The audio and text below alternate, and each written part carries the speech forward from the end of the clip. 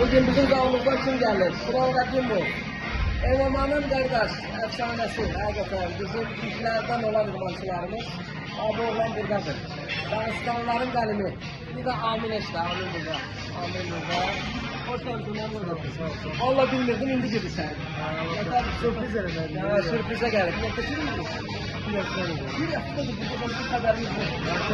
Sənə günü Yok, hiç var. Yolda qal. Bu qaldı ki, sən də sənin qulğundan. Gördüyün kimi. İnşallah birinci dəfədir. Birinci oldu. Hiç var. Kes qardaşım, kes.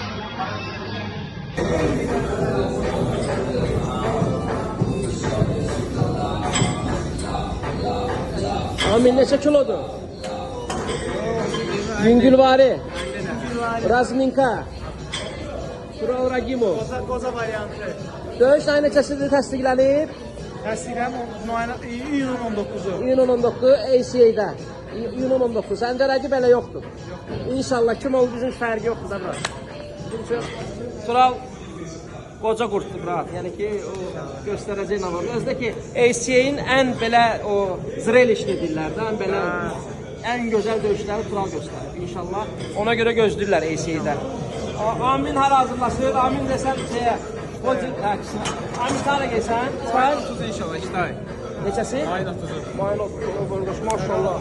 Bir şey de olmuyor. Bir şey de olmuyor. Her ikimiz uğurlar. Her ikimiz uğurlar.